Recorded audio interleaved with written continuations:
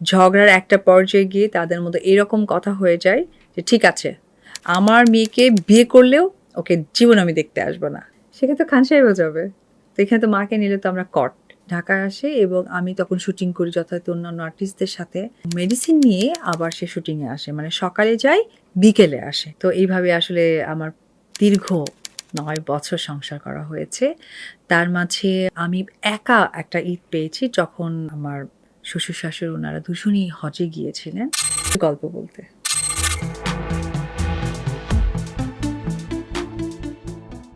তখন খুব স্বাভাবিকভাবে আমি ভাবি যে আচ্ছা ঠিক আছে, তাহলে আমি নিচে গিয়ে দেখা করে আধা ঘন্টায় ঘুরে আসি। তাতে তো আর খুব একটা আহামরি কিছু হবে না, যেখানে ২-৩ ঘন্টায় মার ঘুম থেকে জাগা পায় না। তখন আমি আস্তে আস্তে গিয়ে আমি যখন পার্কিংয়ে চলে আসি, মা যে আমার পিছু করেছে আমি আসলে মোটেও ফলো করি না। কারণ আমার মনে হয় যারা প্রেম করে তারা চোখে মুখে কিছু দেখে না, কানেও শুনতে পারে না। কারণ আমি শুনতে পাইনি, একটা মানুষ পেছনে আসছে আমি কিচ্ছুই বুঝতে পারিনি। জাস্ট আমি নিচে নেমেছি, নেমে গিয়েই দেখি যে মা পেছনে। এবার তো দুজনের মধ্যে একটু ঝগড়া। আসলে কি ঝগড়া হয়েছিল? কি হতে পারে? আপনারা জানেন না, আমি বলছি। সেটি হচ্ছে আসলে ঝগড়া হয়েছিল। ঝগড়ার একটা পর্যায়ে গিয়ে তাদের মধ্যে এরকম কথা হয়ে যায় যে ঠিক আছে, আমার মেয়েকে বিয়ে করলেও ওকে জীবন আমি দেখতে আসবো না। সেই রকম। পরে মা তো এই কথা বলে আমাকে ঠিক বাংলা সিনেমার মতো হাত ধরে টেনে সিঁড়ি দিয়ে আনছে। আর হিরো ঠিক চলে যাচ্ছে। একদম পারফেক্টলি এই কাজটাই হয়েছে। চলচ্চিত্রে না, আমার বাস্তব জীবনে। আসার পর আমি তখন তাকে টেক্সট করলাম যে আমি কি করতে পারি? তখন সে বলল আমরা বিয়ে করে ফেলবো। আমি বললাম হাই হাই বিয়ে, এটা কি সম্ভব? বলছে হ্যাঁ, বিয়ে করলে তোমার মার আর বাধাটা থাকবে না, এই চুপাচুপি জিনিসটা আর হবে না। ওকে ফাইন, খুব স্বাভাবিকভাবে বাকিটা আপনারা জানেন, আমাদের বিয়ে হয়। বিয়ে বিষয়টা বুঝি না, কিন্তু বিয়ে এটা অনেক অন্য বড় একটা কিছু, এটা আমার মাথায় মনে হয়েছে। আচ্ছা ঠিক আছে। তারপর সেই বিয়ের সব কিছু লুকিয়ে লুকিয়ে গোছানো হচ্ছে। তো এখন ডেটটা ফিক্সড করবো। আসলে বিয়ের ডেটটা আমাদের ফিক্সড করা হয়নি। ফিক্সড করা হয়েছে তার বাসা থেকে তার বাবা মা কবে ফ্রি হবে এবং আমার পক্ষ থেকে লোকজন কিভাবে তৈরি হবে। ঠিক সব কিছু মিলিয়ে এমন একটা দিনক্ষণ দাঁড়ালো ২০০৮ ১৮ই এপ্রিল শুক্রবার। সেদিন হচ্ছে আমার বোনও ৩ দিন আগে এসেছে। ও তো সব কিছুই জানতেন। ফোনে আমরা জানিয়ে দিয়েছি। মানে আমি জানিয়েছি। আর হচ্ছে আমার মনে আছে যে সে আমার জন্য যে লেহেঙ্গাটা নিয়েছিল প্রায় 2,00,000 প্লাস ওইরকম দাম হবে। তো ওইটা লেহেঙ্গা সে খাটের নিচে রেখে দিয়েছে। আর আমার জন্য একটা সুন্দর একটা সেট নিয়েছে, সেটাও খাটের নিচে রেখে দিয়েছে। এইটা সে ওয়েট করছিল তার মা কবে যাবে। তো তার মা এবং তার বাবা, তার একটা ফুফাতো ভাইয়ের মেয়ের বার্থডে ছিল, সেখানে অ্যাটেন্ড করতে গিয়েছে। আমি তখন মিরপুরে থাকতাম।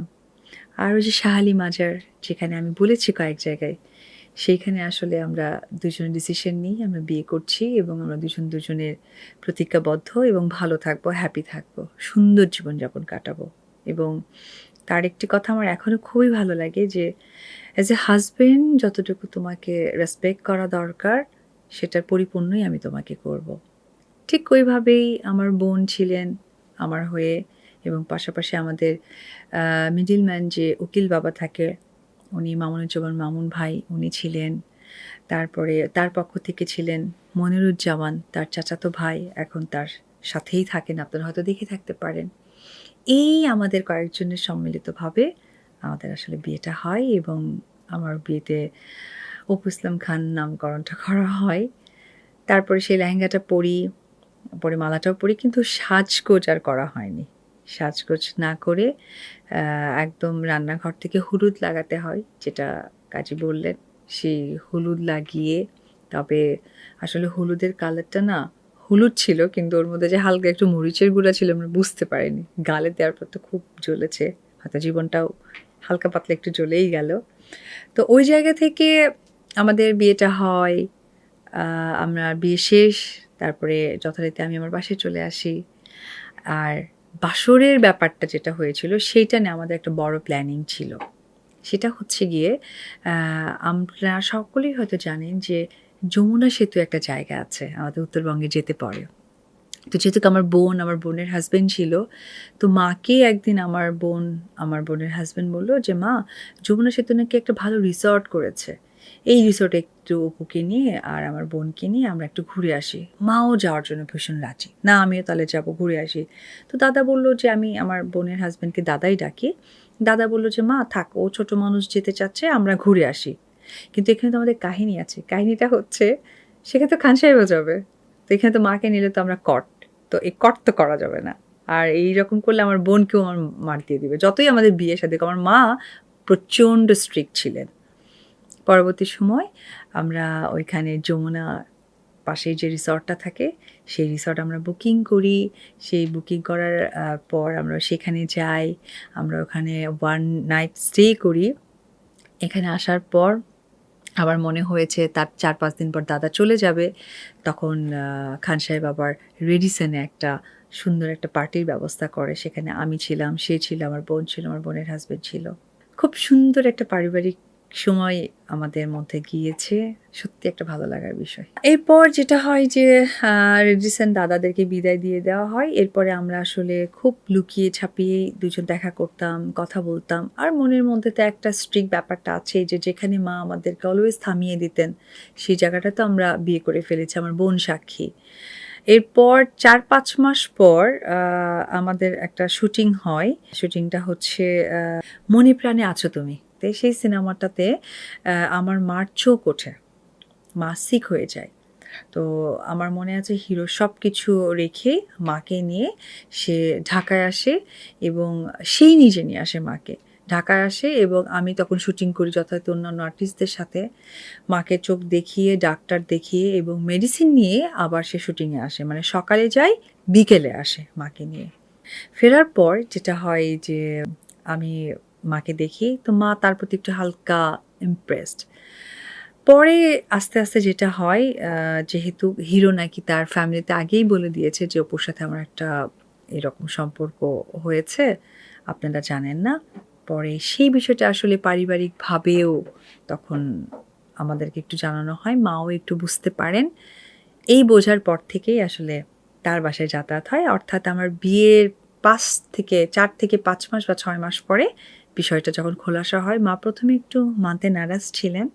কিন্তু পরবর্তী সময়ে যখন দেখলেন যে না আমি হ্যাপি থাকবো, তখন মা সেটাতে সায় দিয়েছেন এবং আমি তার বাসায় ১ম এ হচ্ছে গুলশানে যে বাসাটা থাকেন ওটা ৫ তলায় থাকতেন।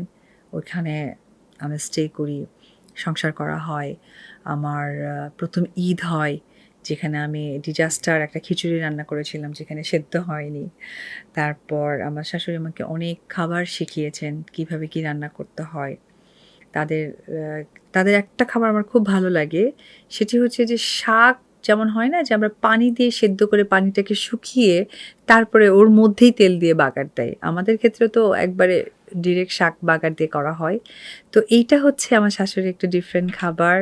তারপরে যেমন আমার শ্বশুর অনেক বেশি পছন্দ করেন শুধু পুঁটি মাছ ভাজা এবং এই পুঁটি মাছটা উনি জলপাই দিয়ে খেতে পছন্দ করেন।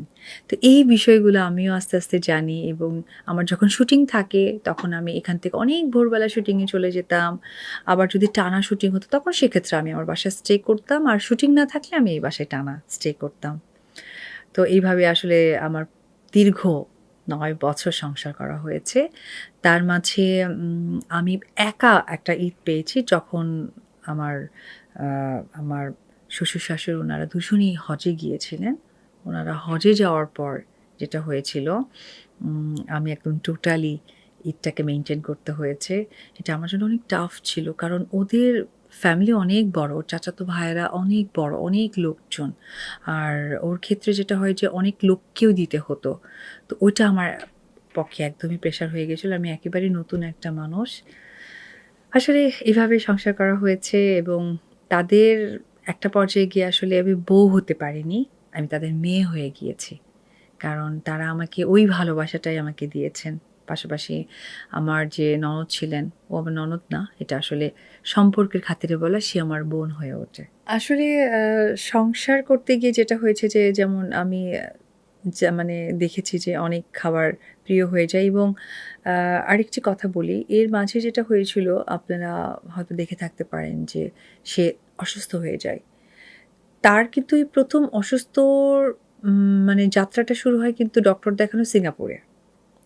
এখন তার ছেলে যেখানে যায়, যে ডক্টরগুলোকে দেখায় বা যে হসপিটালে যায়, এটা কিন্তু শুরুয়াত তার বাবাই করেছে।